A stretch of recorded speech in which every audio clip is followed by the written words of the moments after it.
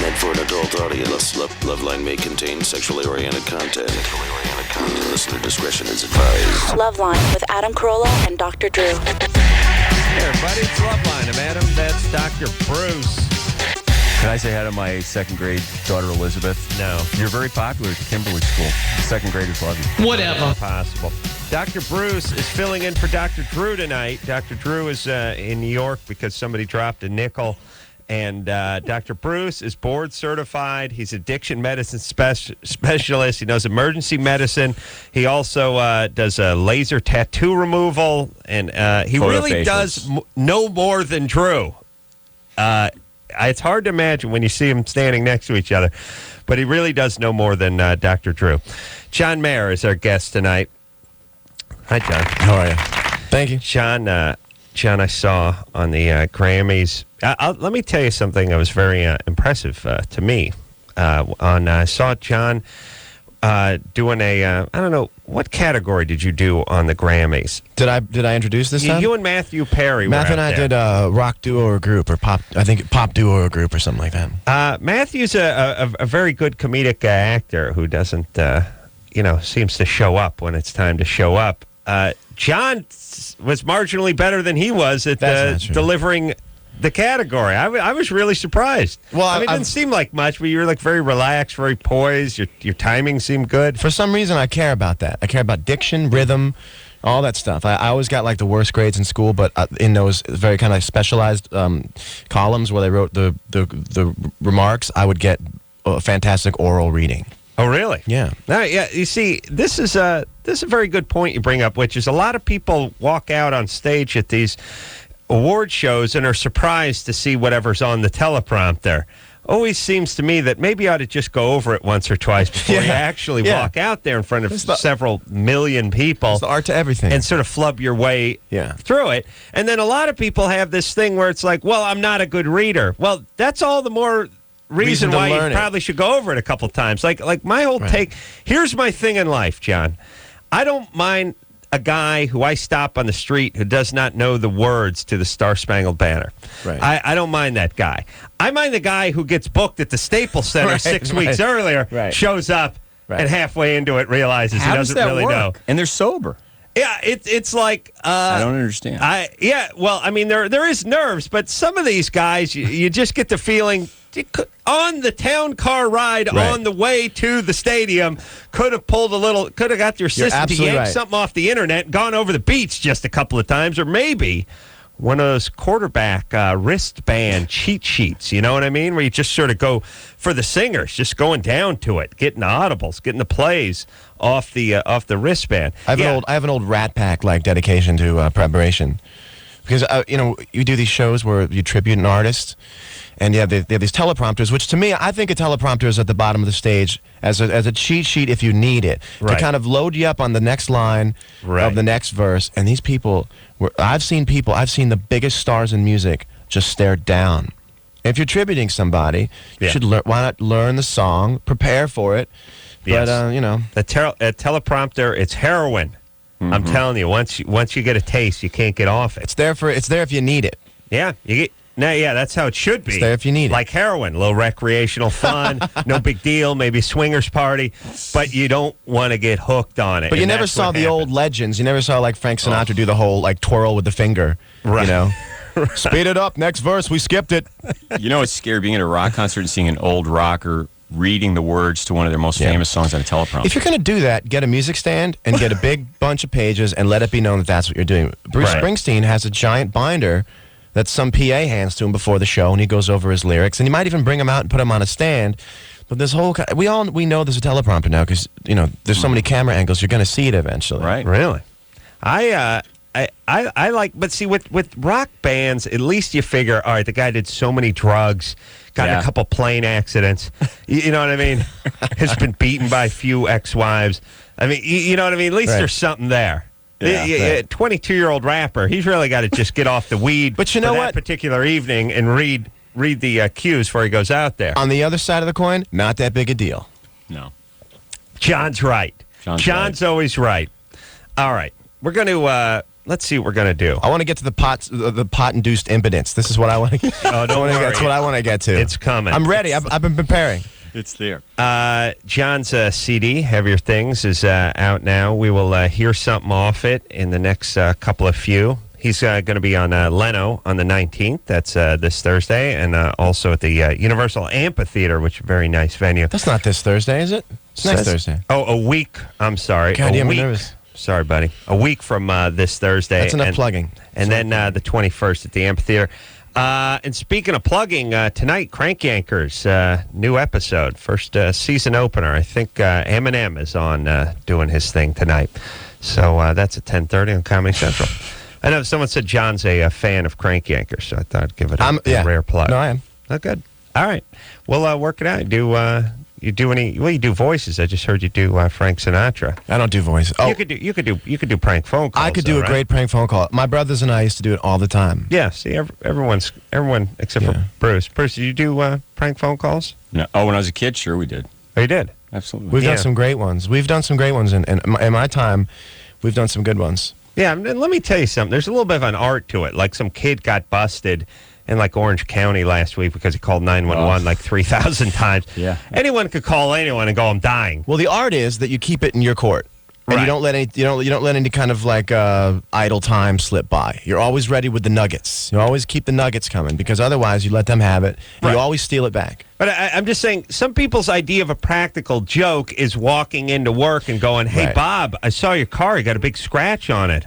What? Yeah, It's fine. right. I mean, that's not a practical joke because Right. you can do that to anybody. There's nothing Not to fall funny. for. Why shouldn't he believe you? It's going to go out to the parking lot. It's nothing funny about that. The idea is getting them to do something, to Right. believe something that people wouldn't believe. Having I the don't- car towed is a better practical joke. Yeah, or driving off a tow truck, as I once said. My friends and I used to call. We used to be on the same line. On the same line, pick up the phone together and call another friend. And when that person picked up the call, I would say, DMR Communications with a collect call from. And my friend would say the name. To accept the charges, please say or press 1 now.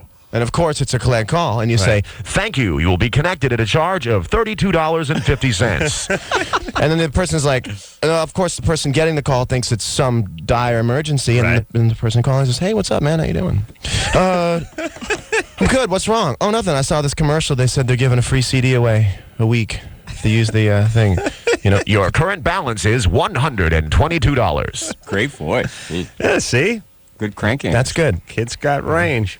All right, let's go to the phones. And let me just say something real quick before we get to the phones. I was, always got to complain about this Fear Factor show. Not the show itself, but the promos. They run the goddamn promos at 8 o'clock, like during Friends. And the promos are sort of the best of Fear Factor, which is the grossest parts. Crickets crawling out of people's noses, tarantulas on their face, and people noshing on otter sperm and stuff. Just a face full of like putrid bile just dripping down.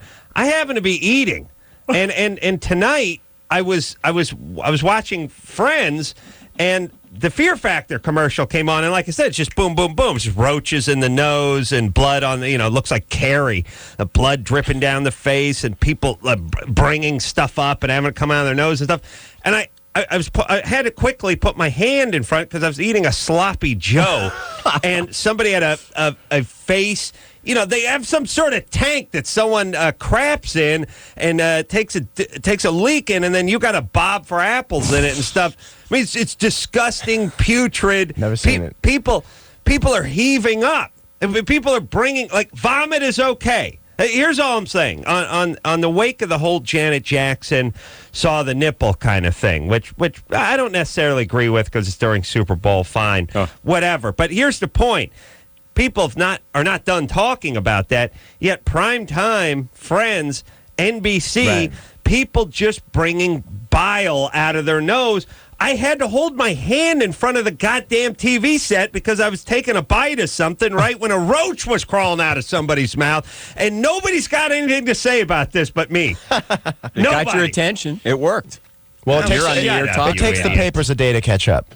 Tomorrow. I'm just saying, I'm an atheist. So, there's no big difference between a nipple and actually there is a difference. A nipple is much less offensive than a guy who's true. sucking on some squid that's been left out in the sun for a couple of weeks and is covered with maggots. I mean, that's ultimately more offensive to just about any right-thinking adult, is it not? Yeah. And by the way, isn't it just about offensive versus unoffensive? I mean, there's certain things you see and you go, that's a little, and then another thing you go, oh. Right. You see a guy get a paper cut and you go, that's a stinger. And you see a guy get his head taken off with a girder and you go, wow, that's disturbing. It's pandering. That's disturbing to me. It's pandering. People doing things for money. Yeah. I heard some guy in the air tonight, he was hawking Vermont teddy bears for Valentine's Day. Bruce, I hated the idea of you being in here tonight. I got to say, I came in and I thought, no, I hate the idea that Bruce is here tonight. I hate it. Bruce looks like an aging child star. Yeah, he really does. Doesn't he look like he looks like someone you might identify with, like being on like a big pack of kids on some show that was like, like a year before your Better than time. an aging Somebody porn from star. like New Zoo Review. Yeah, some guy at some guy at an autograph convention who has like 3 people lining up. Yeah, except for Bruce's career's not going as well as an aging childhood Why star. would it upset you that I bring up Vermont Oh, teddy? it's just good. Hey, I just thought I could bring something up and you'd go with me instead of sitting there and trying to come up with counter arguments for everything and then changing the subject. I'm in no mood tonight, Bruce. Okay. I got to be honest with you. I just came in loaded for bear for you. I just thought, I've already had an ass full of Bruce. I haven't even seen him in 2 weeks. Yes? This is true. You're going to go to jail, buddy. Where's Drew? Can we get Drew back here tonight, Ann? Can we get him? We can't get him back tonight? Not tonight. All right, let's just move forward with the show. Where's Dr. Drew? That's the one. Where Thank is you. Dr. I was just Drew? going to ask for that. Oh. It's reassuring to hear. Poor John, too. Had to come in here tonight. Bruce is going to be here. Isabel, Yeah. you're 16? Yes. What's up? I'm really tired. Okay, so just so you know, what you're just saying about Fear Factor and stuff, and Janet Jackson, my mom's really religious, and she totally agrees with you. She thinks it's ridiculous that people care that they saw, like, a tiny bit of, well, I didn't actually see it, so I don't know how long it was, but I'm guessing a tiny bit of Janet Jackson's body, but, like, seeing people eat slugs is, like, gonna get, I'm just saying, when did heaving become acceptable viewing? Like on Survivor, where they're all, taking I don't watch bite? TV, but that sounds gross. Oh, well, I don't trust people that don't watch You got a TV. stack of books. I get I it. know, I want to watch TV, though. It's my Okay, New Year's good. And you got Kind of Blue on, yeah. There's nothing worse than those jackoffs who announce they don't have a TV. You get up at That's 5 the to guy I jog. like. You don't understand how people who sleep past 5 o'clock can miss that part of the day. I wake up at 5. Yeah, that's right. And you're a good listener. Move on. Yeah, all right. John. Sorry. I'm not trying to be rude or anything. Anyway. No, that's all right. Go ahead. Okay, I was wondering what you thought the effect is of things like Fear Factor and just kind of indecent TV shows is on people and their development, and kind of for Drew, if you saw any connection at all between that and his patients that are so far. The only connection Drew sees right now is the connection between his head and his pillow, because he's in New York right now, sawing logs, dreaming of nickels floating in the air and making his money for Trojan. But we have Dr. Bruce, who claims to be an expert at many things, who may want to weigh in on this. But what's that? Why does Drew work for Trojan? They pay him. But he's such a good... Well, there's nothing wrong with Nothing wrong with condoms. I know. A lot of people think, I know your mom doesn't like condoms. She wants everyone to abstain and then get into the rhythm method. But for us folks who are... something called the rhythm method. And it's the new NERD record. The point is we're all living on the planet Earth here, and we don't want too many people to get pregnant or get sexually transmitted diseases. All right, baby doll, what are you, homeschooled? I used to be, but I actually spent Yeah. years of high school, and I'm in college All now. right, you're in college now. Yeah. I guess when you're homeschooled, your parents just like, yeah, man, this kid's a genius. He's like a, Asian violin player, this kid. I moved him from the 2nd grade up to high school. Do you think in homeschooling Wow. the teacher hands them, take one of these and pass it? I mean, Pass it to yourself. just take it. Pass it to My your parents sister. were very hard on me, though. My father would make me study for tests and then hide all my books, and I would have to take it, and he would check it and make sure I got an A. And then Right. All She's right. asking an All bad intelligent stuff. question, too. You are, but now how do you, but again, you're in college now, Yeah. and you're 16.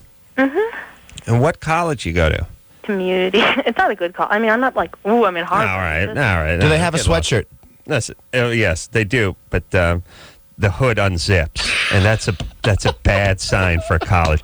That's how you figure out. Sweatshirt, thick sweatshirt, good. Sweatshirt with hood built in, not quite as good. Unzipping hood, bad times, and reversible. You got to get out of there. That's a trade school. Yeah. That's bartending. That's Absolutely. bartending. And by the way, we're going to answer a question, but reversible jackets. Anyone ever get their money out of those? It was like, anyone do that 50% of the time? I go with the orange. The other 50 time, I go with the blue. No, it's never happened. All you got is the world's crappiest liner. Yeah. Right? Mm-hmm. All right. We're gonna answer the question. No. What Strong was the sexual. question? Oh yeah. Strong sexual and violent themes. The issues with that would be more age related, and what you find is that if the younger the child is that's exposed to, even I've had discussions with counselors about MTV and the sexual themes there, and when you get grade school kids watching that, if there's an equivalent to sexual abuse. Because when you have something that's very stimulating sexually at a younger age, that can lead to some of the problems as an adult. But it's unfair to the people that were actually sexually abused to call that sexual abuse as well. You know what I'm saying? Right. It's just not of the same degree, but it's... Okay. Well, let's talk about this. Exposure to just about anything. It seems to me that some people have a constitution that is not rattled by it, whereas others are more easily affected by it. Their brain's a little softer, if you know what I'm saying. Like, take a post-traumatic stress disorder. Right. Some people have something traumatic happen to them, and they have nightmares, and they're almost ruined by it, whereas others have something traumatic happen to them and seem to be able to get on with their life. Right. Now, some of it has to do with counseling and that kind of stuff, but wouldn't you agree that it doesn't affect everybody the same way, such as violent video games and things like that and violent rap lyrics? So it's hard to make a set of rules for it since everyone is affected somewhat differently by it and some people not at all. Thank you. That was nice. Yeah, that seems to say. Well, it's almost as if all these rules and regulations are kind of done so in consideration of the person who is the least. It's it's almost the lowest common denominator. Yes, it's angled towards the lowest common denominator. Yes, but somehow chugging yak sperm and then hacking it up at prime time has slid under the radar. Yeah, but gross has always been. Gross has always been. A step tolerated. It's always been like Garbage Pail Kids. I remember we had the Garbage Pail Kids, and that was crazy. God. And that was they got to like series 112, and but nobody cared anymore. I know. You'd go to the liquor store and look at one of those kids, and it's like a carbuncle exploding boy, where some festering boils, blowing putrid pus. Gross out of the has guy's always been forehead. all right. I know, but gross has changed though, because I'll tell you something. Years ago. 4 or 5 years ago, one of the first season of the Man Show, we did a thing called Drunks Say the Darndest Things or something like that. We went out and interviewed some guy and paid him $50, eat a cube of butter or something. He was all loaded, some frat guy, and he hurled. And we had it on film, and it was funny. It's funny, right? The Comedy Central censors, we're talking way back in 1999 or 2000, said, oh, no, you cannot show somebody hurling. This is, at 10 o'clock in the evening on Comedy Central. Huh. In a few short years, we were down to NBC primetime guys just vomiting all over the place. You watch Survivor. They do all this crazy eating cockroaches and eating sea anemone and stuff, and then just turn around and you see the person heaving all over the place. I'm eating dinner. Nobody but me. But the nipple? We got to draw the line there? Nobody's addressing the I'm not going to get the nipple thing. Nobody's talking about the right part of the nipple situation. What is the right? It's too far ahead, and it's an intellectual. I take it as an intellectual offense. It's an intellectual slight. The Brittany Madonna kiss. Television is always going to be above us culturally. We're always going to look up to it. It's always going to be like, what is, television is the hot girl, the louder song than what you have. It's always the high school assembly. Right. And the Brittany Madonna kiss, that alone was desperate, and it kind of made us go like, are we that dumb? I know we're consumers, but are we going to consume anything? Right. But the Brittany Madonna kiss was like 6 months ahead, which is about as ahead as you want to be. Right. The breast out is like The person who busts up the backroom poker game because he tells someone about it on the way in. It's Right. like the one person who ruins it for everybody. Right. And it's like 10 years ahead. It's not next spring. I see. And it always takes that one person to mess it up. A Bernie Yes. Madonna kiss, fun, cool, keeps Yes. the papers rolling. There's Right. always the one person who doesn't understand the subtlety of the gig. Yes. Comes in and busts the door down and so you- screams too loud, and everyone has to go home. Now everyone has to go home. You're saying we can turn the stereo up to 10 if we click it up a notch. A little bit at a time. Every hour. But if some jack off runs up there and just flips The cops it to are gonna 10, come. Mom's running downstairs. The cops and are going to screaming. come. The cops are showing It's having up a cool and saying, party, and one of them "That's decides right. to go walking That's down the right. street drunk, ringing doorbells. That's right. Yeah, just like my a-hole buddies. I used to beg them when they'd leave my Exactly. apartment, and I would tell them, "Listen, we're on double probation here. The landlord says we get into one more time, and then I'd say, look, this is a good. Everyone can party here. It's totally cool. I know you guys are buzzed. You got from the time you leave this door to the time you get to your car, you can't say a word. You just walk down, climb in your car, shut the door, and drive away. Talk all you want once you shut your car door, and then we can continue to party here all wet." 10 seconds later, I hear him on the lawn. "Hey, asshole!" Yep. One guy's taking the other guy's pushing him. The next thing you know, there's a fist on the lawn between two guys. Yeah. And that now we're all For screwed. years, Now we've been able to enjoy That's a little right. kiss at a time, little girl boob, That's right. and then someone had to Ratcheting. mess it up for everybody. Ratcheting up. Click, click, click. That's right, John. Although I don't think you're going to see Yeah. bare breasts and during family Not viewing anymore. hours ever. Not anymore because of what John said. They Well. went too fast. Yep. They're too fast. John Mayer's here tonight. He's not only a singer or songwriter, Intelligent. but a thinker, Right. a Renaissance man. Exactly. All right, Dr. Bruce over here. Wet had anal sex and I passed out a All right, couple please. times. The mic's still hot. We haven't gone to commercial. I always got to tell you about that, Bruce. Bruce filling in for Dr. Drew. We'll come back. We'll hear something from John's newish CD. All after this. 1-800-LOVE-191. We'll be right back. Every hour, 2 Americans under the age of 25 are infected with HIV.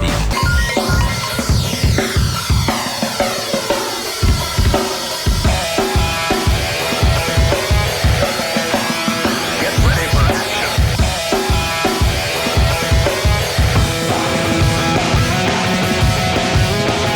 Hey, everybody. It's LoveLine. I'm Adam. That's Dr. Bruce. Dr. Bruce is filling in for Dr. Drew. Phone number 1-800-LOVE-191. John Mayer's here tonight. Do people screw up the pronunciation of your last name a lot? The pronunciation? The pronunciation? That's some ironic business right there. Yeah. Sometimes, but I've heard it so much it doesn't really bother me. You can't articulate yourself any better than that. I am going to play. That's going to be played. You know what we're going to play at your funeral, Anderson? That and "Dust in the Wind." Those are the two songs. No, it's fine. I'm fine with it. All right, but it's Mayor. It's Mayor, yeah. Is it? People were saying what? Mayor? Is that how they were doing it? No, Meyer.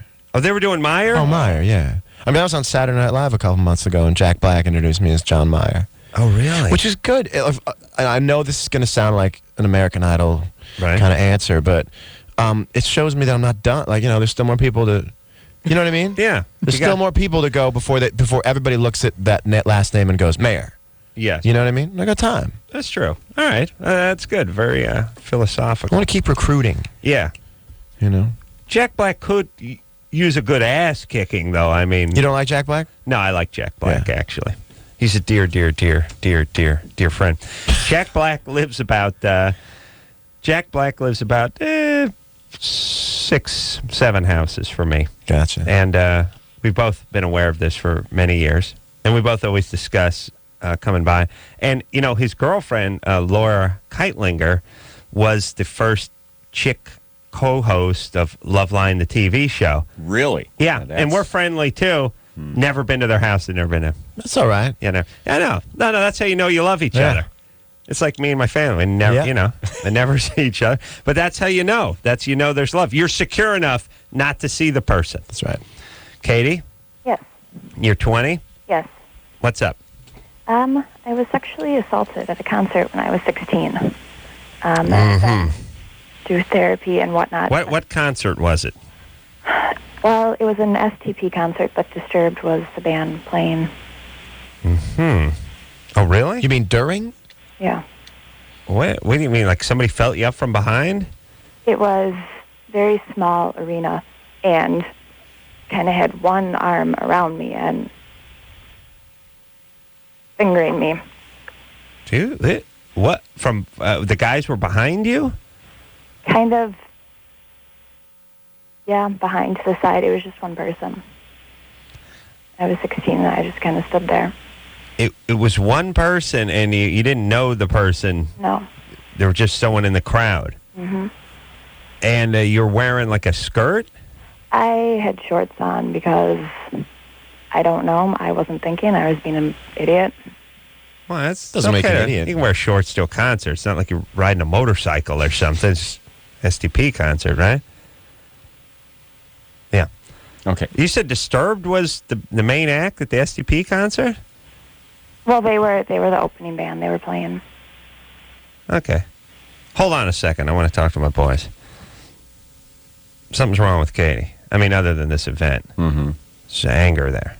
I mean, there's anxiety or anger. Yeah, but there's something festering in her. This event didn't help. Don't get me wrong. Previous abuse. Previous abuse.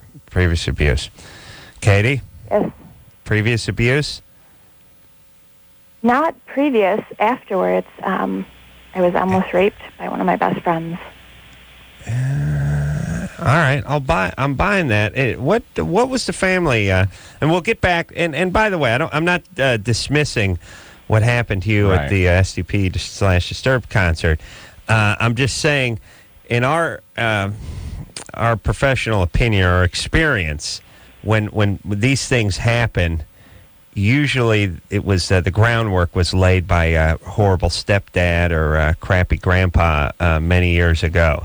Can I ask one thing? Yeah. Are you saying that that's the reason that she didn't defend herself because it happened before? I mean, how could you?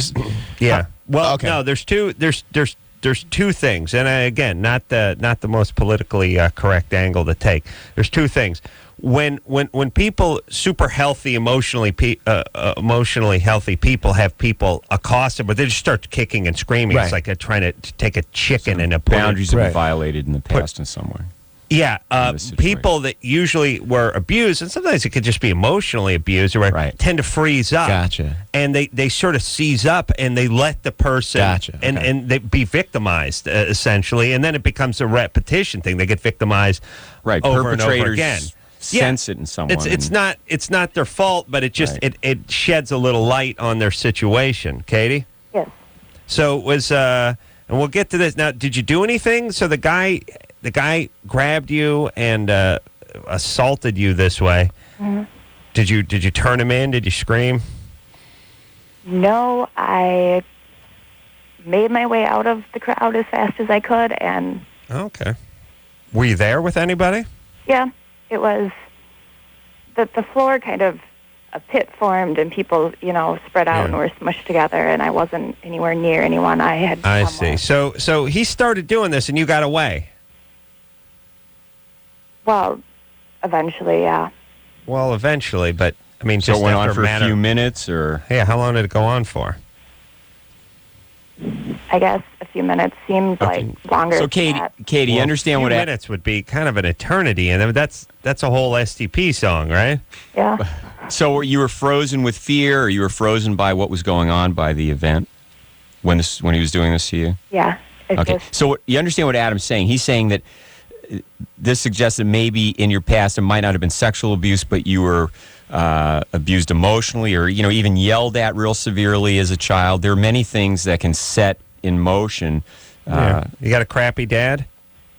No, parents. My mom suffers from severe depression and OCD, and there was a lot of chaos growing up. Right. But no. Right, and chaos is a great word for what happens in some families that leads to this kind of a All right. picture So later on. here's the thing, Katie.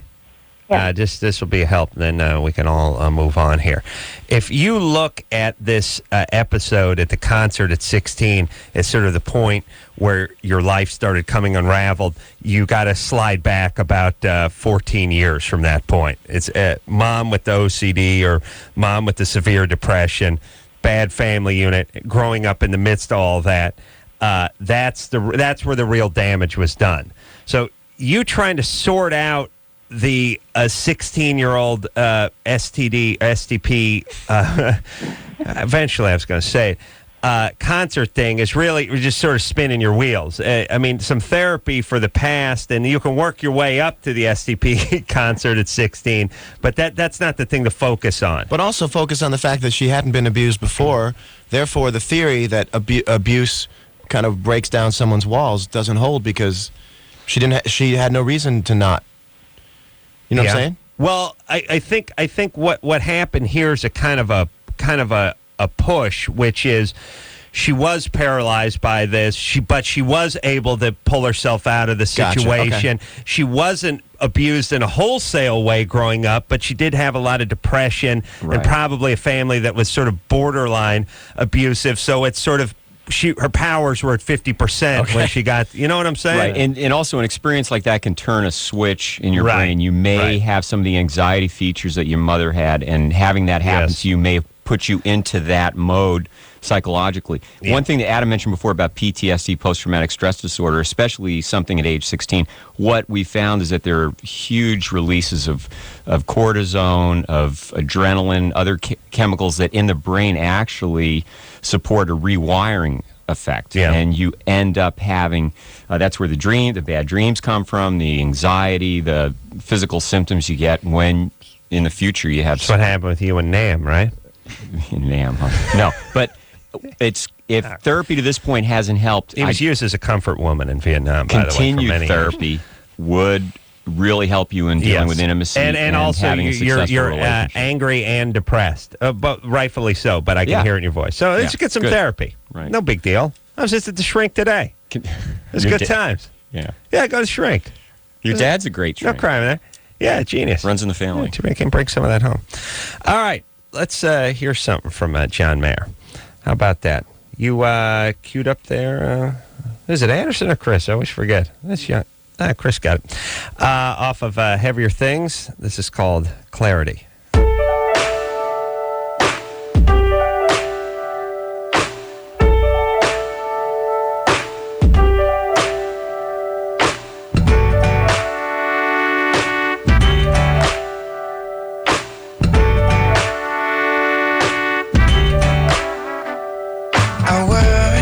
I weighed 3 times my body. I worry, I throw my fear around.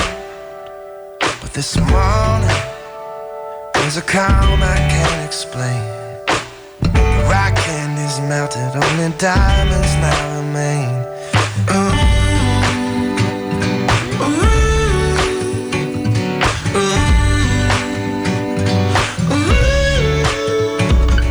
By the time I recognize this moment will be gone. But I will bend the light, pretending that it somehow lingered on. When all I get is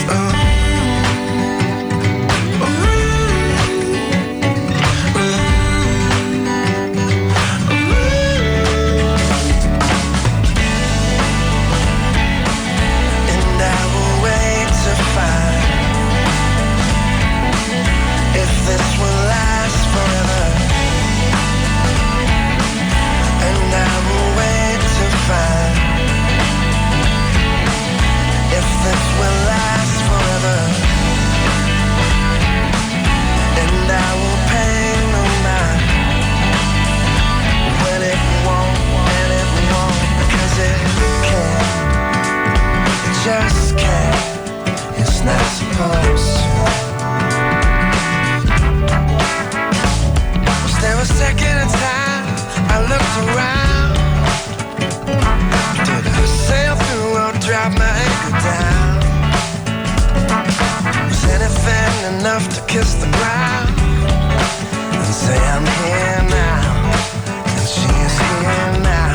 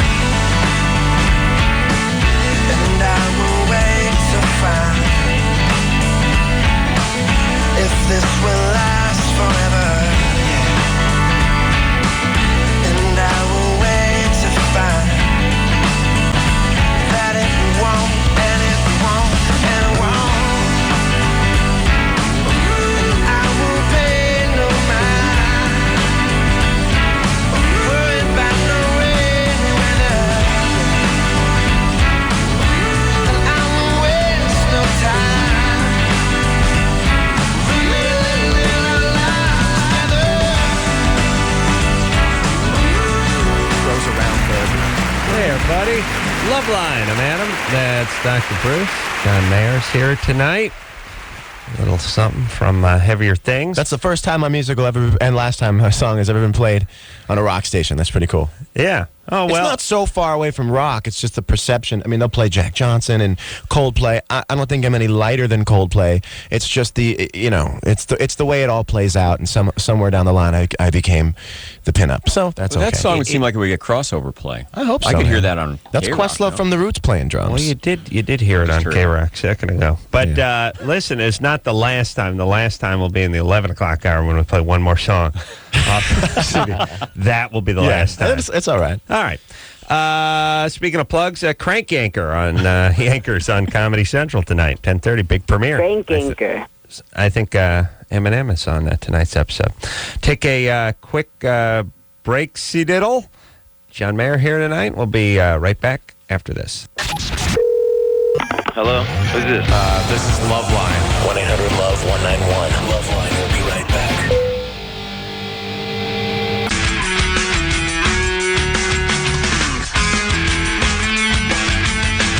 Hey, everybody. LoveLine. I'm Adam. That's Dr. Bruce. Dr. Bruce filling in for Dr. Drew. Tomorrow night, I think Dr. Alter is going to be in here, the unfortunately named doctor specializes in gender reassignment, who, as much as I wanted to say was just I believe is a quack, and I started screaming at him that, these guys throw this, it's a man, it's a woman trapped inside a man's body as if it is some, I didn't realize you had that syndrome. Like this is some sort of viable medical excuse. There's a woman in you. Well, now I'm wrong. Now go ahead and go hack the penis off by all means. I know there's a woman trapped inside. Napoleon is trapped inside of me. I'm crazy. So 2 hours. At least I got a dude in me. Yeah, but the guy is a genius. But Dr. Bruce, do you know anything about that? Anything at all about that transgender stuff? Because I have a question about that. It's been bugging me. I know a lot about it. Okay, my question is, first of all, one should not be condemned for what he chooses to click on the internet. The curiosity. No judgment. There's a judgment-free environment. Internet's an extension of your brain. You don't know where it's going. I know. Why is it? 1 minute you're looking at siding, and the next minute P-Towns you're onto the he-she stuff. Yeah. I know. Why is it that the men who turn into women, they're not fully women by virtue of having a penis still? Why are those penises never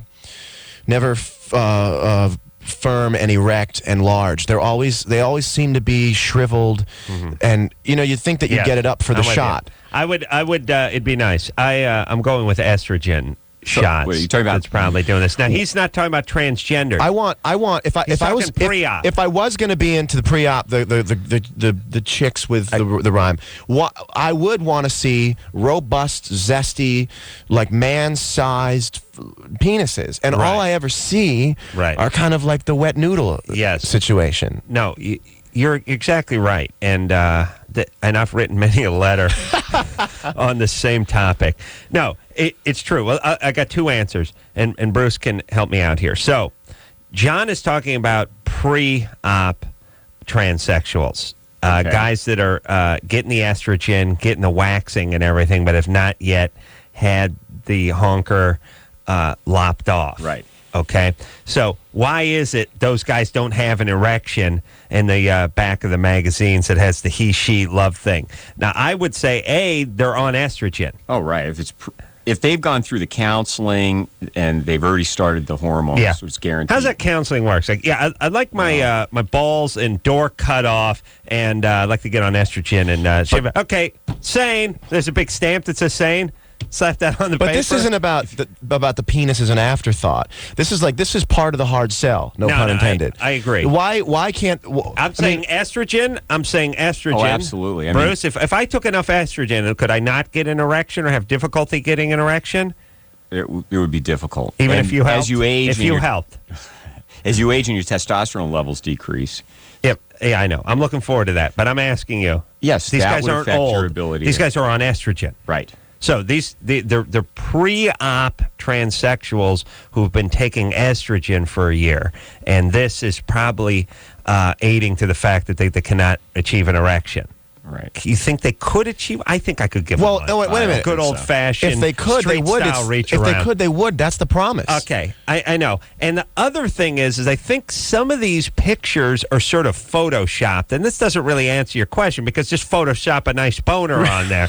maybe they feel like that's pushing a the little boner too stamp. hard. Yeah, go to the boner tool. I like these sort of semi-flaccid, but what I call leather, which is they got there's a little chub in there, but they act like. You know how guys walk around a pool at Palm Springs, which is, I don't want to flex. I'll look like a jackass, but I'll just do it in such a way where I'll do a few push-ups in the dressing room and then walk around. That's what the guys do with their penis shots. Yeah. You do this, you look like an a-hole. It's actually a near erection made to look like nowhere near an erection. That's right. It's like when your mom cleans the house up for a week and then tells company that it's a mess. Right. Bringing the scale up a little bit. Right. Gotcha. And when I see the near erection, I always wonder, is it on the way down or is it heading up? I like to imagine heading up. It's a very complex process when you start replacing. Erection, balls half full. Now, to disclaim also, I'm just talking about complete thoughts. I'm not saying that I've subscribed to any of these things. No, I'm just saying we're talking about concrete offering. We're talking about, and that's the only thing. Yeah. And here's, speaking of that, and I don't look at any of this stuff either, but sometimes one can't help it when one is flipping through the back pages of like Hustler or Penthouse or something like that. I wonder, first off, we need our own page for this. Remember how I was speaking earlier about fear factor and guys vomiting out of their nose? It's the same sort of thing where you're looking in the back of Playboy and it's like, girl on girl, hot action, hot chick, Asian action. Then you're sort of looking down and hey, that chick's... What's that guy? Oh, Christ. You seem wholly unprepared for the turns that life gives you. Right. You're like someone who should stay home. This happens, by the way, at the porn shop, too. When I want the gay section and the heterosexual section clearly divided. Like, there's nothing worse than that when you're just walking, you're doing that sideways sort of lateral shuffle you do at the bookstore. Here's my answer. Magazine. Once you start getting into the baby-killing bleach so much that it actually makes your eyes water, you're too far into the store. Once your eyes start to tear, you're too far in. My point is I have to. It's like I have to swallow it before I can taste the milk has gone bad. I know that brings up horrible imagery, but when I'm walking into the gay section, it's always out of the heterosexual. It's always Ooh, what have we here? Ooh, what is it? A little gangbang act? What is that? Crumb! No! Oh, Jesus Christ! Guy's getting cornholed. It has to fully be in. It's like so you hear the bullet, you hear the gunshot, the bullet's already in your chest. And you have to feel the blood to realize you got hit. That's right. Gotcha. John is right. Gotcha.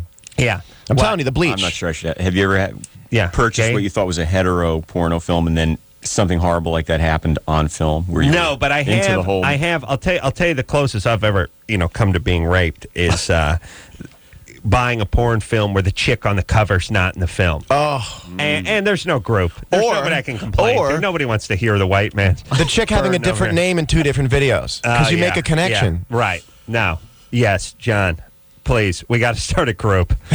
I'm telling you. Start a group. Yeah. Question. Last one.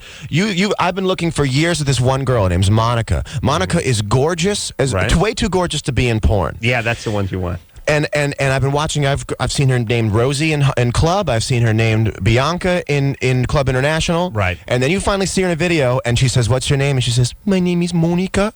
And the fact that she's not American for me ruins it retroactively. Right. Every orgasm I'd ever had, you want them back. I want to take them all back. Yeah. I'm not xenophobic, but it comes at you all of a sudden, and you find out, "My name is Monica," and you're like, "Oh, give me him back." Right. Sounds like a retarded chick from the Ukraine. I agree. No, I've had this discussion with Jimmy Kimmel many times, which is you find out they're foreign, it's kind of, I guess I had no choice but to do porn. It's not like hot, it's not like I could have went to high school with this chick, or God forbid some guy did and he gets to watch this, It all of a sudden becomes, they had to do this. And it's not a discrimination thing. Or it becomes, I imagine in their country, everyone does porn. Right. This is nothing special. Those who don't do porn, those are the ones they actually are chastised. And I've met a lot of people in my life, and I've seen a lot of porno, and I've met a lot of people at the airport out of the way that I just made me say it's a small world, and I still have yet to put a porno in and go, oh my God, there's that girl. Yeah. Has that ever happened to you? Well, let me tell you. Well, I went to North Hollywood High. I grew up in the San Fernando Valley. So I had the luxury. You were in Connecticut, I guess. I had many bad things about growing up in North Hollywood.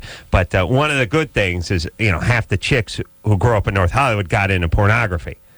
My mom, my sister, my grandmother dabbled, did soft stuff, a lot of Cinemax type stuff. The point is yes, I did have that. I'll tell you. I'll tell you during the commercial. Yeah, I'll tell you my story too. Thank you. We'll be back with John Mayer after this. All right, guys, here's the deal. Looking to hook up? Call the Dateline. Sick of wasting time with the wrong person? Call the Dateline. One call's all you need to make. Call the Dateline. 1-877-889-DATE. You know what I'm saying out there? Adam and Dr. Drew will be right back on LoveLine. LoveLine. LoveLine.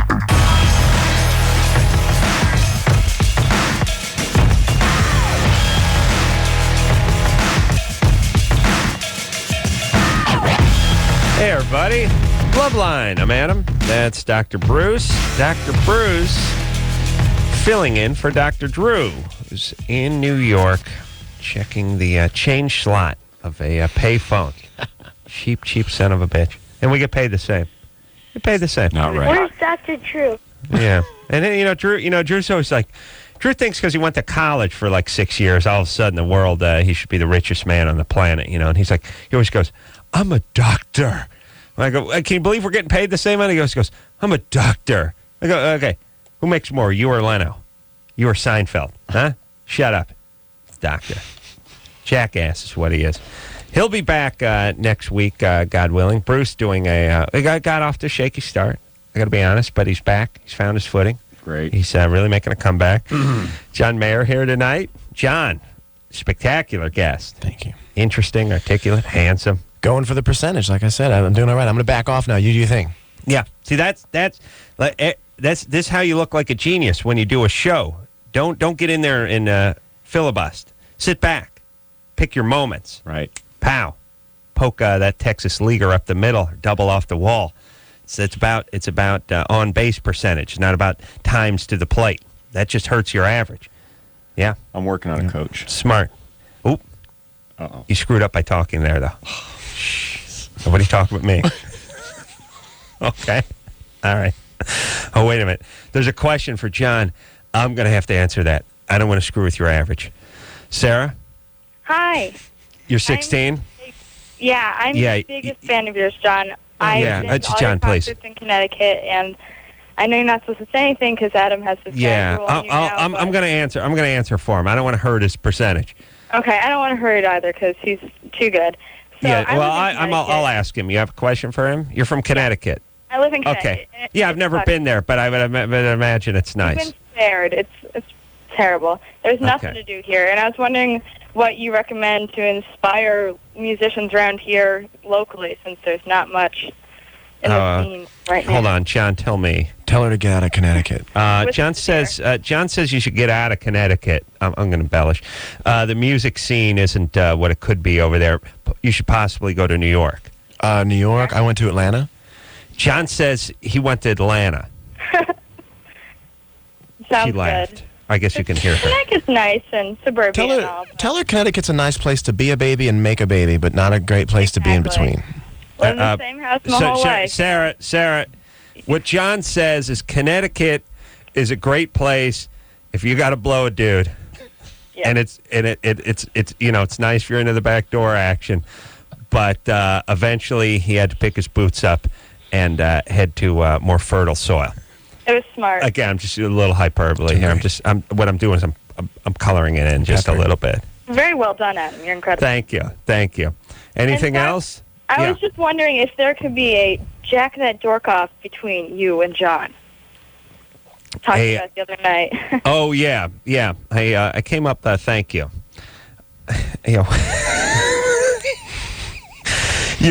It's my own ideas, which sound fine when they're coming out of my mouth, always sound horrible when people then spit them back at me. I was having a laugh with Drew. Remember that show, Name That Tune? Uh-huh. Oftentimes, the thing I liked about Name That Tune is they'd pick a popular song, although you wouldn't know it, and they go, I can name that tune in 8 notes. And then a guy'd go, 7 notes, 6 notes. Name that tune. And then the band would fire up and they'd play 5 notes of the song. Sometimes it was funny. They'd get down to 1 note. Right. And a guy would be, one guy in the sax would be like, hurt. And the guy would be like, come to me, my melancholy baby. That's right. I was like, really? Yeah. Guy Lombardo, 1937. Really? Why? Okay. All right. So I came up with this idea, and I know it sounds sort of juvenile, but it's called Jack That Dork.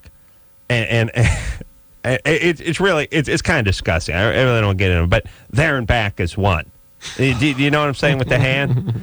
And so Drew and I were having a little funny comment. We can play it with John. I said, now I figured that a good jack session, if you're good, is about 2.5 minutes. If you're good, and figuring there and back's about a second, that would then, be about 150 back and forth.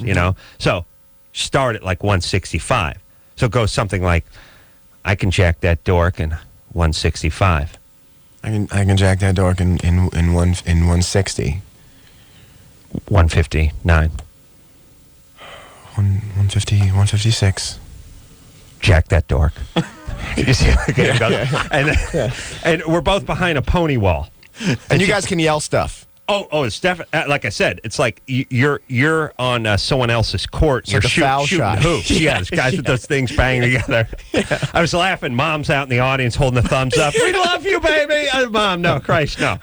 You missed the whole point of it. That's rich. Bonus round is big pictures of Vietnam. Different gloves. Oven mitt. Monster glove. Those Halloween monster gloves. Monster glove. You got to use the Arby's oven mitt. Oven mitt. Yeah. And it's all chosen on a wheel. No. The thing, yeah. Oh, monster glove. Oh, wow. Yeah. Dry run. What was Drew's take what on about the Prel run? That's dangerous. It lands on Prel. You're in for a world of hurt. Allergic reaction. What was Drew's take on all this? Was he helping you develop the concept? 154, I think I got him down. Is that what you're asking? No. He's a confident man. That's great. All right. And points deducted for closing the eyes. That kind of stuff. Did you come up with it spontaneously, or have you been working on the concept for a while? It's something I've been kicking around since about the 8th grade. Jack that door. All right. Let's talk to Ted, who's 17. Ted? Hey, what's going on? What's happening? Right now, I'm battling depression, and I am gay, and there's a couple boys at school. You're gay. Yeah. Please. And one of them knows that I like them, but the other one doesn't. You're gay. Drew, yes, we heard you. Go ahead. I don't know what I should do about this problem, and I don't know if that's causing part of the depression or not. I don't know. Well, hold on, Ted. Okay, so a couple of questions. What is the question is number one, because otherwise it smells a little bogus. Like one guy knows you like him, the other guy doesn't. Yeah, What that's kind of question is that? What happened? Why is this a question? I'm just wondering what I should do about this. I mean, Do you want to bring them both into understanding? You want to bring them both into the gold ring? no, I mean, not exactly that. I know that I can't have a relationship from either one of them, but I'm just, how could I They're both possibly- straight guys. Yeah. All right. And what about the one guy? Well, first off, the one straight guy who doesn't know you're gay doesn't need to know you're gay, obviously, if he's not gay. All right. Makes sense, right? Yeah. Kids can be cruel. So this is semantics as to who knows and who doesn't.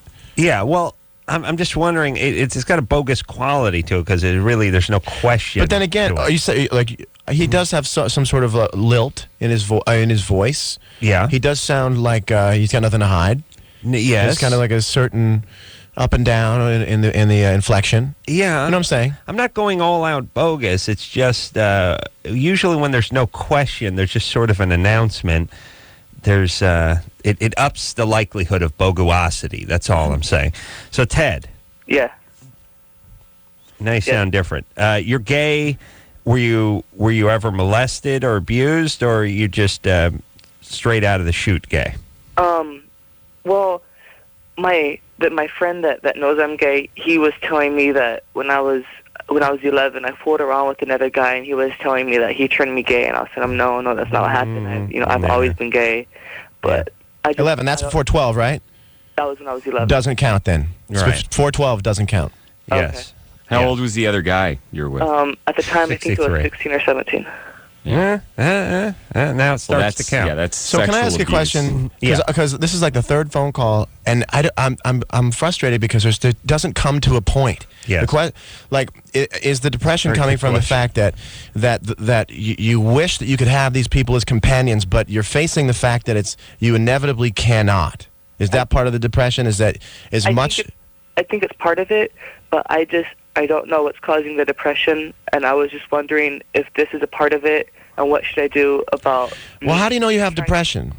Good question. Because I could tell. I mean, last week I went to the school counselors, and I talked to them for a little bit, and Thursday I'm going to go talk to a therapist, and they're going to see what they can do. You know what I'd say about that on the depression side is hold off. Don't give yourself the diagnosis, because you'll never give yourself the right one. And there are times in my life where I thought that I had depression. It turns out that I didn't, that I was just freaked out, you know? So you might want to wait, first of all, until someone sits down and tells you that you either do or you don't, because they're really good at telling you that. Have you been suicidal at any point? Yeah, I mean, for a while now.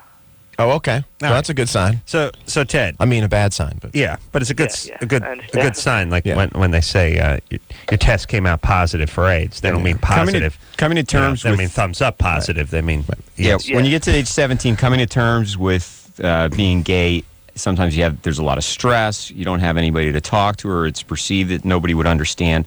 So it's a great move going to the counselor, talking to people you can trust. You certainly don't want to disclose this to somebody that's straight. At that age, guys are very uncomfortable. They're just getting used to their own sexuality. If you get a straight guy, you might... Yeah, listen, kids are cruel. Teenage guys. Right. Forget about teenage. My friends have just really...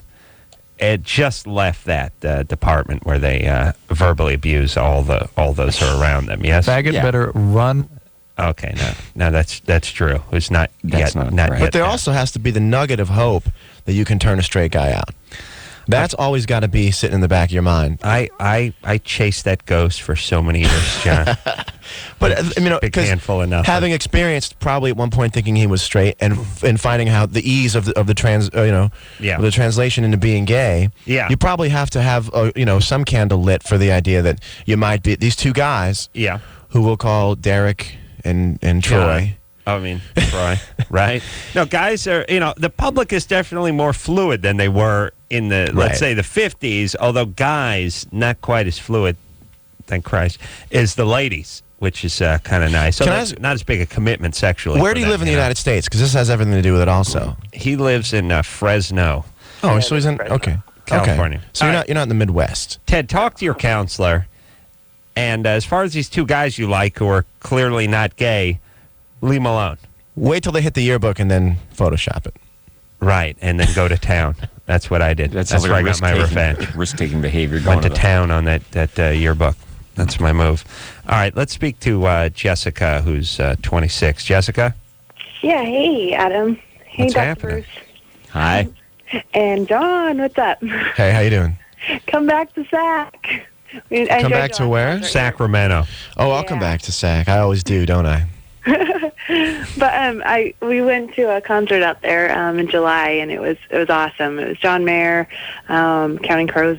Yeah. Opening band was Maroon 5, so you need to come back over here so we could see you again. I will, I promise. I just had a concern. I was just this last weekend. I'm experiencing this like, I don't know what it is. It's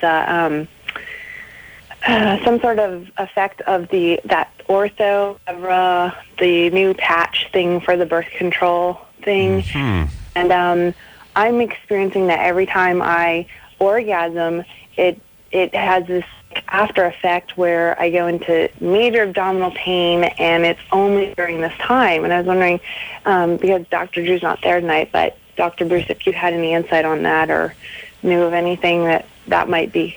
What do you mean only during I'm going to get a snack. Grab something. Huh? Grab me some Funyuns, Sean. Well, Bruce, first off, do you know anything about the new patch? And secondly, what do you mean abdominal pain during this time? Cramping. You mean when you're during this time, meaning what do you mean during? Right after.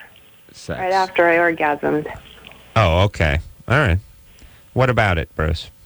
I don't know anything about that kind of a reaction to the patch. What you're doing is you're getting this similar different than a blood pill. levels. Right. Well, okay, it's theoretically no different, but when you switch even from one pill to the other or from pill to patch, right, you're going to have different levels right. of hormones. You're going to have the same, you want to prevent ovulation, but you may have changes in your effective blood levels of the hormones. So when did you make the switch, Jessica? Oh, about 3 months ago. Okay. And the cramps have been happening ever since then?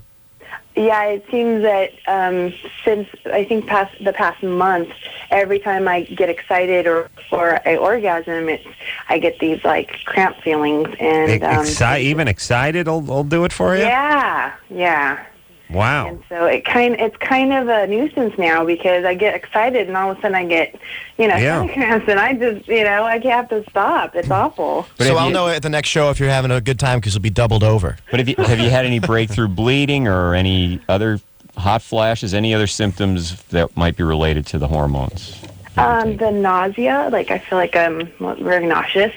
You might be getting higher levels. Have you talked to the doctor about it? I would go back, talk to him, describe the symptoms, and you may need to go back on the pill or try something else. Where do you wear your patch? On my butt. You do? And my shoulder sometimes. Okay, you move it around a little bit? Yeah. Mm-hmm. All right. And do they make one in an eye patch form? You may kill two birds with one stone. You get that sort of, mysterious Bond villain kind of vibe, and you get that estrogen. You get that birth control in there. No, no. The thing about I was thinking about eye patches the other day, which is there's a great swing for eye patches. Like the black eye patch is like the Barclay man. He's very mysterious, debonair. He's wearing the white tux. He's a French Riviera kind of thing. And then there's the flesh-colored patch, little cotton hanging out, stuck on the eye. That's like a transient who got infected because gave a guy $10 and got like a bad load in the eye kind of thing. Like there's a huge difference between the two patches. Yeah. You know what I'm saying? Absolutely. One is made by Ace. Right. Right. Yeah. Yeah. I mean, like if you just said to a woman, I'm not going to tell you anything about your mystery date, but he does wear an eye patch. I won't tell you which one. That could be a wild swing. You're totally right. One has a thread count. Right. The other one. Yeah, when the guy comes through the door with the black silk one, right. Oh my, it's Pierce Brosnan, right? But then the stick-on one, And you got the guy who's he's herpes is spread into his cornea now because he's been scratching himself and picking his eye. Yeah. Now you got the homeless guy. Huge swing in patches. No other patch, I believe, has elbow patch. No. Not that kind of swing. No. Not kind of swing. You're not wrong. Thank you. That's what I love about John. See, he's here, and he's not just kissing ass. And he's not just not kissing ass because I'm saying he's not kissing ass. He's truly not kissing ass. He agrees with me. Right. All right. For that, we're going to play another song when we come back. Take a quick break. We'll be we'll break a minute or so early. You cool with that, Anderson? Yeah, it makes up for all your other times that you're late. It's great. Thanks. We're back on schedule. Thanks, buddy. That never feels good when I'm done talking to Anderson. Sometimes it sounds good. It never feels good. It's not designed to.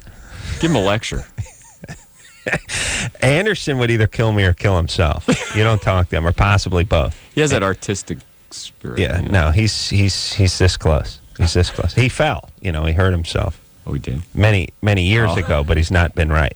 You know what I'm saying? You don't do that. Okay, you I can handle. We'll take a quick break. We'll be right back. LoveLine. Okay, wait. My hair. We'll be right back.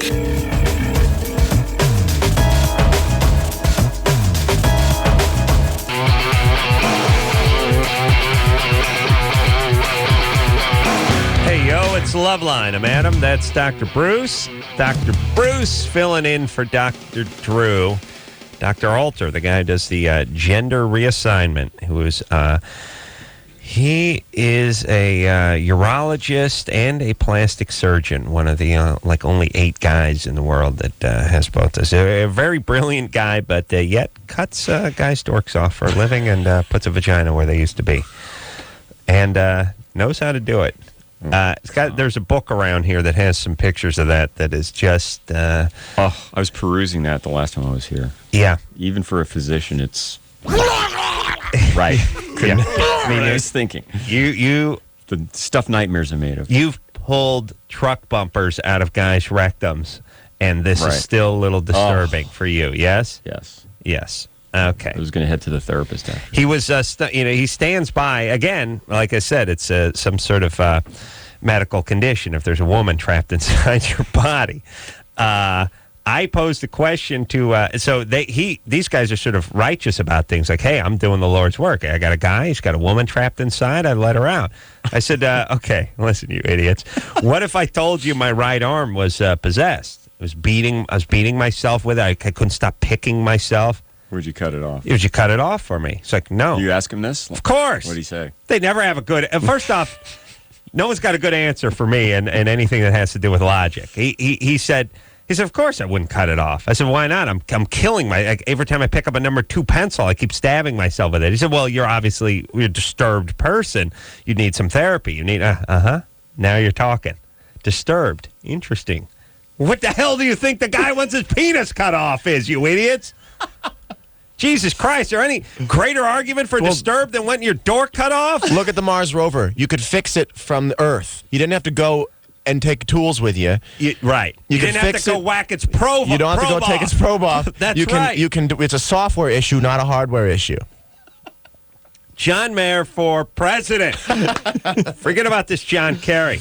You got to play that for the guy tomorrow night. Yes, it's a software issue. Yeah, it is. You can do it from 1 billion miles away. That's right. You don't have to send the Maytag man up there with a crescent wrench. But you got to admit, the doctor's got to be a genius to be able to make his living doing that sort of surgery. Doesn't get sued, doesn't get censured. No. Amazing. Yeah. My hat's off to him. Yeah. Him and Mangala. See, I'm not going to be here tomorrow. You're talking crap about the guys who can sit in your chair. That's something. No, I don't care. On the other hand, a compelling guy, funny, interesting, and obviously, bit of just a genius to be able to hold board certifications in both those subjects. Casey? Yeah. You're 17? Yeah. I was reading an article, and it said that... I already don't believe it because you said reading. But go ahead. It said masturbation caused stupidity. I was just wondering if that had any truth to it. Yes. Was that from an 19th century religious publication? Were you masturbating with the magazine? No. He rolled it up. He made a penis burrito and he used it like a tortilla. All right, Casey. Thanks for wasting everyone's time, buddy. By the way, all right, you want to know stupidity? How many minutes is Casey been on hold? Hour and a half. 96 minutes and 35 seconds, everybody. But, a lot of teenagers are concerned that masturbation does cause some physical problem. No, they're not. Some are. No. Listen, I'm not that old. Your nerdy Christian friends believe that, but us right-thinking atheists, we don't have any thoughts In about North that. Hollywood, that was never a problem. No. Never a concern. You get beat off for not jacking off enough in North Hollywood. We'd find out a guy only beat off like twice in one day. I'd give him a good ass kicking. Come on, you're throwing the curve off. All right. Okay. No, nobody. Now, there's women. I think what is left in 2004 is 15-year-old girls who feel the urge to touch themselves and feel like maybe that's wrong. That's still around. I think. I think the guys are gone. The guy too far gone. I mean, by 13 you're on the internet. Your mind is polluted. You know what I'm saying? But there are women who are 15, 16 who, a little water in the tub feels good and they feel a little dirty about it. Yeah. Well, it's certainly a throwback to the late 1800s, that kind of a concern. So I don't know what he's reading. We got a question for John over here. We got a gets drunk. Like some girls doesn't know. You want to talk to him? Yeah. Let's talk to the someone who loves John. That's not good radio. Let's go to the guy that gets drunk. Okay. He's so modest. And don't worry, I would answer That's right. your question. So it could be decent radio. The bit's still fresh. Chris? Yeah, hello. What's happening? You're 26. Yeah. Well, it's a serious question, but it's still kind of silly asking. I think it's maybe a matter of sexual compulsion for the doctor. I tend to go out once a week or so. It's been happening for about a year or two, and I'm unhappy with myself waking up next to people that I don't really know, Mm-hmm. And, where do you meet these guys? That's good. Bars, clubs, out, friends. You're drunk. You're drunk when you do that. Go out and get drunk. Generally, yeah. So you blame it on the alcohol? Well, I think that's part of it. I think it's more of a matter of just I can't stand to be alone. Yeah, Mm-hmm. yeah. Hey, you're 26. Do you have a girl? You don't have a girlfriend, or? Not right now, no. Do you remember what you've done? Do you remember everything, or are there parts of the evening you can't remember? I generally remember everything I've done. All right. I don't know. This is 26-year-old guy behavior. Do you see leaving the bar without a woman as leaving the World Series without getting on base? I don't understand the question. I'm sorry. Well, I'm sorry. I was trying to make it funny. I'm still vying for Adam's approval. No, that was solid. I thought you were going to say with a program. Hold on. I didn't in the analogy. I didn't think player. I thought in the stands of the World Series. Can we fix it? But it was still. Can we fix it? We can fix it by moving on. Okay. We can fix it by forgetting about it. All right. So my mom used to tell me, you can help by just getting out of my light. you can help by leaving. That's right. Okay. So I'm just trying, because I can kind of weigh in on this a little bit. This is the one. This is my pregnancy patch. Go, baby. You see it kind of like, do you see it like leaving the bar without a woman means that you didn't win that night?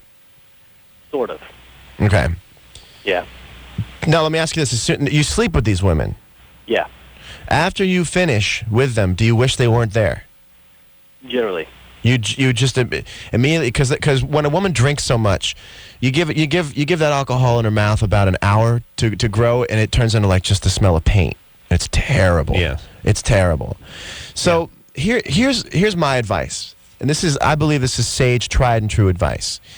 Don't do anything with a woman that you wouldn't do if you had just ejaculated into the palm of your hand. Which is to say, sometimes you have to start making a decision as to whether you want to go out and eat steak for an hour and a half, or whether you just want to have a power bar. Mm-hmm. And you don't want to go out every night and have steak for an hour and a half. You get tired of it. Right. You have to really ask yourself every night, do I want to have an orgasm, or do I want to have an experience with a woman? Mm-hmm. Because if you choose wrong, you'll be in bed with a woman and realize that you just wanted to have the orgasm, and you'll realize that you just wanted to go and enjoy your 5.1 and fall asleep watching Seinfeld on TiVo. John, I agree with John when he says to jack off on a power bar. And I think I'm hearing. I think I'm hearing him right. But his question, and this is all sage advice, but is he sexually compulsive? Is probably what he wants to know if he fits that description. Do you want to know that question? Exactly. Well, you want to find out about compulsion. Are you not compulsion? But are you having a problem with alcohol? Are you having loss of control with sex, or is there a loss of control with your drinking? And those are the questions I'd want to hear about. What's your family history with alcohol? It's actually a bit of both. There is a family history with alcohol. I don't drink more than 2 or 3 times a week, but when I do, I go overboard. Okay. So you're basically in the early phases of alcoholism, and with that, with just what you've told us, and with your family history, you can continue to drink, and the problems will get worse, and eventually you'll have enough evidence in your own mind to start going to AA or to recognize and admit your alcohol. Well, here's what I've learned from Drew, which is yes, is what you're saying, which is usually if you're sexually compulsive or addicted, you're addicted to other things as well, and that'll sort of blossom in the same garden as the sexual compulsivity. His drinking? Well, he said 2 or 3 times. Sex. It's sex. Yeah, here's the thing. It doesn't. Well, first off, you play guitar on stage, so once a week sounds like a light load to you. To normal 26-year-old guys, it's a pretty good run. Here's the thing: if he comes from a history of addiction, he's getting some momentum with his alcohol. Right. He looks at this as an addiction, and an addiction is just something that affects you, that you want to stop, that you can't stop. Essentially, right. Loss of control. So here's the news. Feel free to stop. If you don't think you can stop, then you can start getting into SA and AA and all that. A real telling thing about what he said is that he either doesn't do it, but once he does it, then he loses control. And any alcoholic can quit drinking completely for a time. But I used to know a doctor that would say, well, I tell my alcoholics when they're still in denial, okay, you can go out, you can drink, but you can only have 1 drink or 2 drinks, and that's where there's they can't do it. Loss of control. So. Katie? Yeah. You're 13? Yeah. You got a question for John? Yeah. Yeah. What's up? I was wondering if you could go out with any celebrity, who would it be? If I could go out with any celebrity, who would it be? Yeah. I never really grew up, nor do I still live watching TV and like window shopping. I don't really think that way. I don't really think that seeing someone on TV or reading about them in a magazine is enough information. Jennifer Garner, move on. Yeah, okay. I like her too. Good answer. Hey, you know move I like? I like when the celebrity guys get their publicists to do a little pimping. It's something that nobody knows about, really. It's window shopping on television outside of Hollywood. But people, men and women, celebrities, get their publicists to call. Jennifer Garner was single and John Mayer was single, and certainly wouldn't do it by way of radio. No, I made damn well sure that that's not a possibility before I go announcing her name on the radio. Right. Yeah. Yeah, I don't know if she is single. She is. She's not single. She's not. But what I like is a stay-at-home celebrity. I'll answer you that, Katie. I like a stay-at-home celebrity. Right. I don't like celebrities who go to red carpets for the announcement of a video game, or the celebration of Gravity, or just reasons. Right. I actually want to set up a party every year called Celebrities Gather for No Reason. I want a mixer. Right. That's because celebrities need to make friends with more celebrities. Yes, the ones, the stars that are actually star effers. Yes. It's that's what we need to get together in a room. Right. An ice sculpture. So the idea that John could tell his label's publicist or his publicist to go ahead and get hold of if I wanted Jennifer, to. Yeah, if he wanted to send over a CD, and it works oftentimes because celebrities, even though they're celebrities, are also fans of other celebrities. Celebrities date based on concept. They're conceptual daters. They don't look at the inherent values of people. They say, what is that? How does that look? How does that come off in my mind? What's the concept of me and you? You make records, I make movies. I like that concept. Let's go out. But I like a stay-at-home celebrity, Katie. I like someone who tends to gardens. Someone who doesn't go out. Someone who does their job. They're a salary man. They put on their suit and tie. They go be sexy, kick people in the face with high heels, disarm bombs week after week. At Alias show, we managed to recover the box, but it was damaged.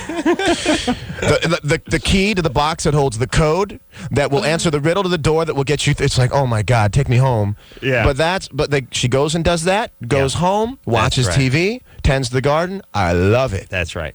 Tends the garden, euphemism for masturbation, I'm assuming. Yeah. But anything over 4 dogs is nuts. Yes. And how many cats? Yeah, no cats. 2.5? No cats whatsoever. No cats. All right. Yeah. Interesting. Yeah. Okay.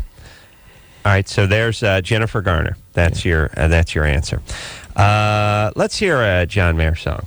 Should we do that? I think we can. Chris, you looking good over there, buddy? I got it written down here off of Heavier Things. This one is called Bigger Than My Body.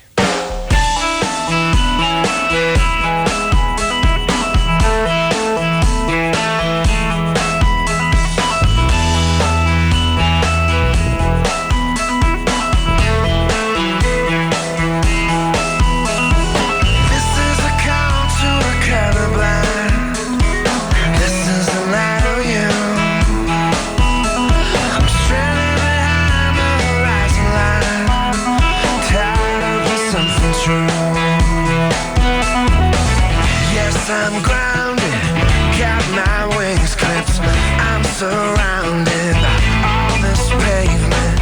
Guess I circle while I'm waiting for my fuse to dry.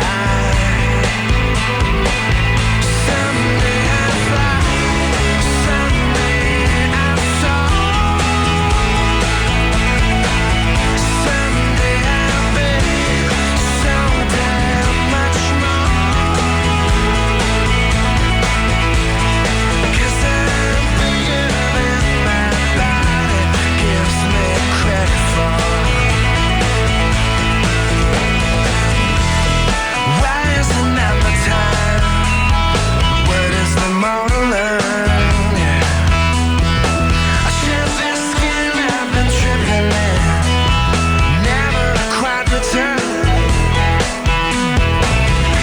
I'm grounded, got my wings clipped.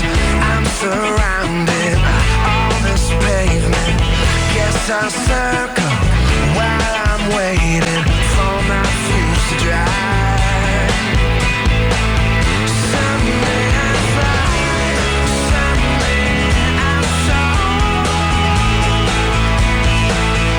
Someday I'll be so damn much more.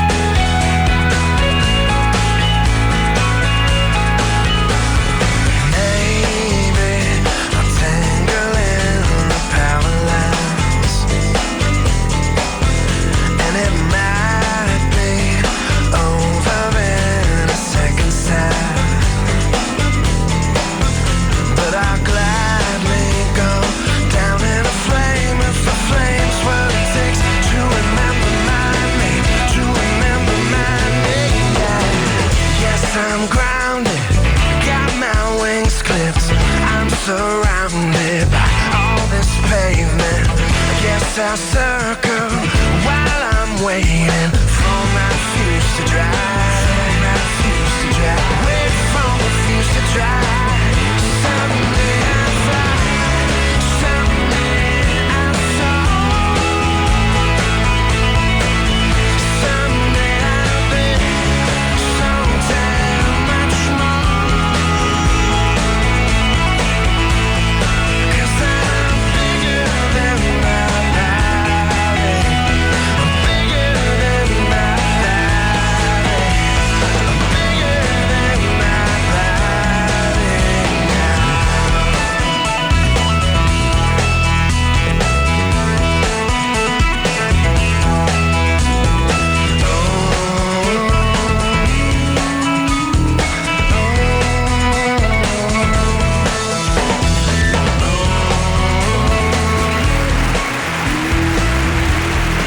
John Mayer, everybody. Unbelievable that she called, isn't it? Unbelievable. She called in. Jennifer? Yeah, I got the numbers. Oh, sweet. Yeah. She's going to be waiting in the parking lot for John to exit. John is wonderful voice, wonderful musician, and therefore really gets his pick of the litter with the ladies. I don't, because I have a sense of humor, and women love a sense of humor, but if they don't think you're funny, then you ain't the sense of humor they love, and therefore it doesn't count. You know what I'm saying? Observation. I agree. A sense of humor, it's like it doesn't your sense, you could have the greatest sense of humor in the world if you're with some ditz who's chewing gum, popping her gum and staring at her nails. You don't have a sense of humor in her mind. You don't get laid. Their definition, when a woman says, "Oh, he's got a great sense of humor," is not my or your definition of it. Yeah, they're thinking more Hasselhoff funny, maybe Howie Mandel funny. They're not thinking. But at the same time, I don't. When I talk about liking celebrities, or if who's my favorite celebrity, who I wish I could be with, I don't feel any closer. I honestly don't feel any closer. I don't feel like I got my celebrity card in the mail with the glue I could play with on the envelope that says you can now have access to everything. If I pass a celebrity in the airport, I don't know that guy any better than the person who passed right before me. But here's your key to sexual success is you get them in the audience. You get them in the audience of one of your shows, and if they make it backstage and they're not with anybody, it's game on. It's game. Let me work with you, You're right. John. No, you're Let right. me work with you're you. absolutely Let me right. broker. But I need a handicap, so I need to take it outside of that situation. This is absolutely true. If you're going to have a girl come backstage, you've got to immediately move it to a neutral position because it's too much of a home game. You got to take the game to Houston. What are you saying? It's like you get to put a horseshoe in your boxing glove. No. You take that win. But no, listen. Let me handle it. I'll get backstage. I'll do the brokering. Just let me backstage. You're missing one crucial point. What is that? That somewhere down the line, the woman looks at you and says, "Oh my God, that was easy. Wait a minute, that was too easy." Then they say this, which inevitably every woman will say to you, "You do this all the time, don't you?" So what you have to do is, if you really like somebody, you say, "You know what? We're gonna skip tonight. We're gonna effectively remove tonight from my advantage base, and we're gonna move this. I'm gonna wait." Give me your email address. Don't even give me your phone number. And I'm going to prove to you, because at some point down the line, it's too good to be true. Right, and they look at you and they go, wait a minute. And they put two and two together, which Hollywood people don't do enough. Look who I stole from so-and-so. Well, it's going to happen on the back end, too. No. You got to prove that the way in. You're right. You're right. And all you got to do is hold out. You have one dry night, and then each chick that comes back, you push back. So you get to nail the one from last night tonight, and the one you push staggered back, system. you nail her the next night. Perfect. That's Diabolical. We have to take a break. I'm glad we worked that out. John Mayer is here. He's just a one day, like one dry night, and then that's it. The rest, boom. It's a dominoes. We'll take a break. We'll be right back. Hello, this is your radio. LoveLine will be right back.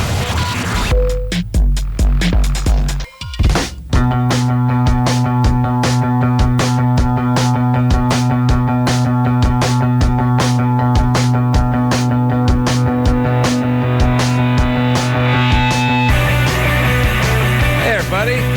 LoveLine. I'm Adam. That's Dr. Bruce filling in for Dr. Drew.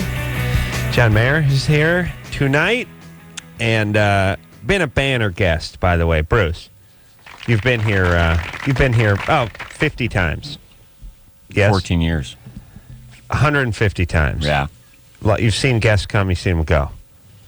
Not many better than John. No. Yes? Thank you. I'm honestly not blowing hot air. He's probably in the top 2 guests I've ever been here with. That's right. Thank you. Yeah.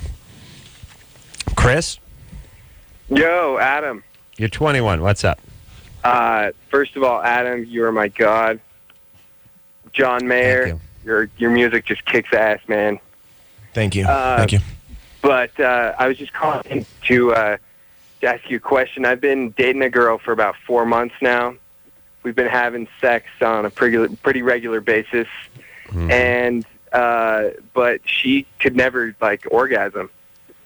So I don't know. It was kind of a concern. She said she'd never orgasmed before. She's only 19, but we tried anal sex and she got off. So I was wondering if there's any reason for that. Yahtzee. Well, not to say that anal sex is abnormal or wrong, deviant, but as a Christian. No, the fact that it took that for her to orgasm, there could be some abuse in the past. It could be related to that. Chris? Does she have issues? Does she have other issues? Any kind of known problems? Well, I mean, she has... I don't know. I've kind of thought that she does have, like, a little bit of a little girl voice, but not like... I don't know, not like, Yeah. Here's the thing. Let me tell you something about the anus is it's an unforgiving mistress. As my grandfather was a mariner. He used to say it. I think he was confused.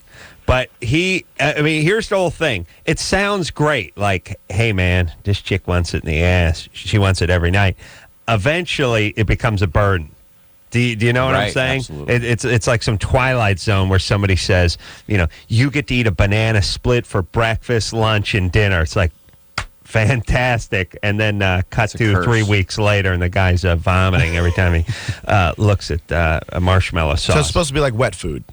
Yeah. Yeah. Gotcha. Yeah, for a pet. Yeah. Right. You got to mix a little kibble in every once in a while. Keep it real. You have something to go off of. You need a starting place. So it's not a fetish, but some people need a certain abnormal or unusual stimulation to have sexual Well, why arousal. does this have to be? Why can't it be physical though? Are we ruling out? Nah, we're only ruling it out because LoveLine everybody callers. calls this show's got some issue. Usually, here's the whole thing. There's a handful of women who love anal, and out of that handful of women who love anal, 9 out of 10 of them are that way because Grandpa gave them anal on their 5th birthday. There is 10% of them, though, who just truly biologically enjoy it. Hopefully you got that one, Chris. Even if you got the one that loves it because Grandpa loved it, you're still going to have the time of your life for about 6 months, but then the wheels are going to come off the wagon. So Yeah, I understand. It's awesome, though. It was my first time, too. It was awesome. Right. So, okay, it's buddy. Well, because you got the 2-for-1 deal. So you're probably the first person to have anal sex with her, and you're the first person to bring her to orgasm. Right. He might not have been the first person, though. Oh, come on. Were you the first person? Well, unless it was Dad, but... Then you winked in the mirror. You winked in the mirror. I know it. Yeah, you did. You did that thing. You do the wink. You do the quick pose down, followed with the 6-shooter move. I was just going to say the finger guns. Yeah, finger guns. Pow. That's right. Yeah. Yeah. I'll tell you, the anal is, I don't have a taste for it. It really, it's for a lazy guy who brings this sort of lethargy to every endeavor. Right. It's too tall an order for me. You know why I don't like it? Because I know I've never met a woman who was like, just put it there. I'm itching there. It's like, I'm always presented with it like, I want you to have this. Right. And all of a sudden, I don't want that because it kills it for me. So I don't want to do it. Unless there was a girl who's just like, X marks the spot. You got to hit that mark. I want to be the one performing the task. Yes. When a woman says, I heard it feels, I don't need that. No, I don't need your rectal charity. Yeah, exactly. Thank you. I don't need your RC. We'll take a quick break, and we'll be right back. Hello, this is your radio. LoveLine will be right back.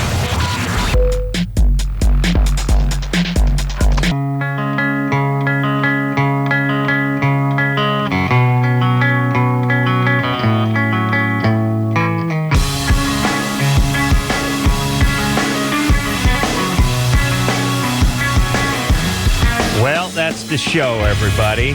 Dr. Bruce, doing a wonderful job. Best guest ever. John Mayer, best guest ever. Welcome back anytime. Thank you. What am I supposed to do, argue with you in front of me?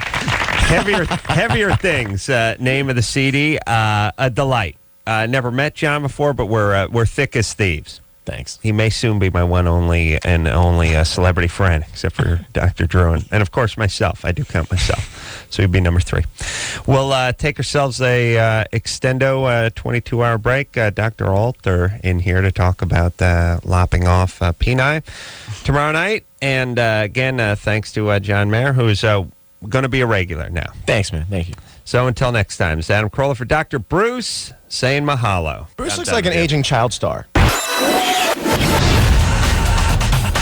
This has been LoveLine. The opinions expressed on this show are not necessarily those of the staff, management, sponsors, or this station.